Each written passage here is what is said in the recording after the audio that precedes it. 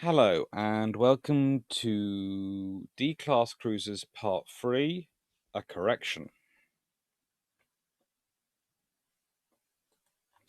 As you know, I always say I have a policy, if I get something wrong, I will correct myself. And, well, D-Class Cruises, I was using this. And I'm going to show you that I made a mistake because I forgot to check something. Well, I forgot to double check. And I'm going to put this in teaching as well because, frankly, I use this presentation as an example, and it's a good point to make to students because even lecturers can make the same mistake when they are working quickly. So, this was pointed out to me by some very, very kind and very nice people. I had Gordon Scott, who said, very interesting, but small mistake with the lengths. D-class for about 6 or 7 meters longer. C's. I responded by pointing out that my figures were for specific subclasses, and I'd got them from this book. And then Crimson Blade 24 also responded with the same, Freeman's response. And my response was again that actually Freeman's book, as good as it is, doesn't actually include the details for those specific subclasses. But I would go and check it up. And so I returned to this book, and I returned to other books. So this particular book is Cruises of World War II, International Encyclopedia by M.J. Whitley. It is very good, and I would still, even after this, wholeheartedly recommend it because it's on me. I have used it before, and I'll get into that in a second, but if you quickly read through these, and if I make it bigger, it'll be easier.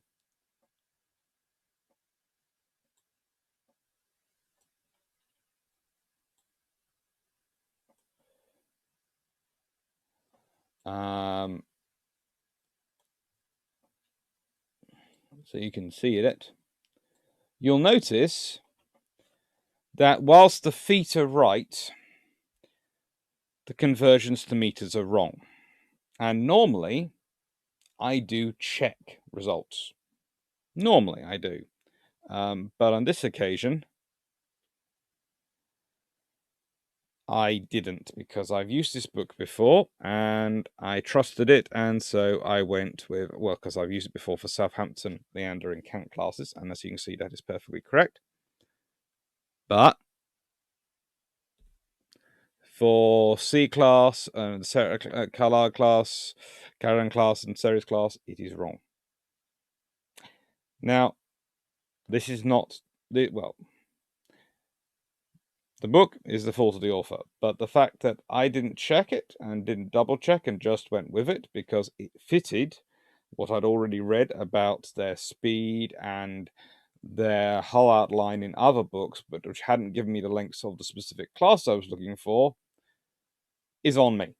I should have taken those feet and done the conversion 2 meters and worked it out and checked that the feet to meter conversion in the book was correct.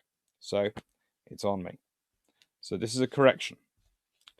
This means that when we do the actual feet to meter conversion, the D class do come out as slightly longer. And specifically for these two classes, and I'm just going to make sure I'm doing this live again because, well, frankly, I want to be able to go, yep, exactly here. Here is my figures. For the first three of the D class, that is the Danae batch. They are 143.56 meters. So technically I would go with 143.6, but Whitley has put 143.5, and I would, therefore agree with that overall length. For the Carlisle class,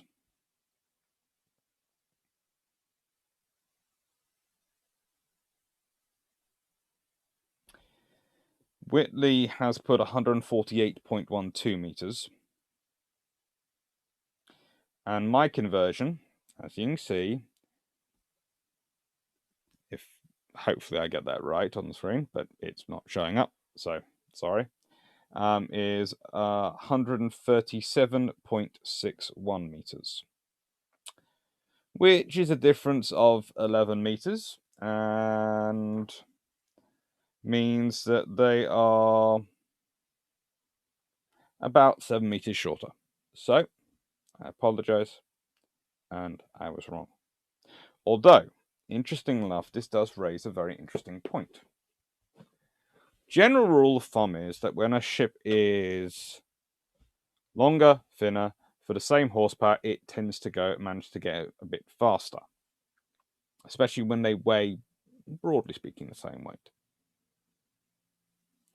Proportionally, therefore, the D's and the C's, especially the last ones, are pretty darn similar in terms of whilst the D's have a slightly wider beam, they don't have that much wider beam, and they are slightly longer.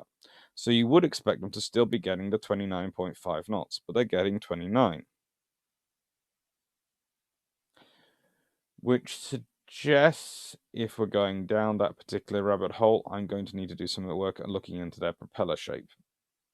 But that's for a future look at, and all that I wanted to do here was say thank you to some very, very observant and very nice Gordon Scott, and I'm still not sure why Crimson Blade 24 doesn't use their name, but, I can understand perhaps covering it. But thank you both to Gordon Scott, and this feels a bit weird saying it's Crimson Blade 24. Thank you very much for being Eagle Guide and very polite, and I hope my replies were just as polite. And my apologies. As I said, I should have checked.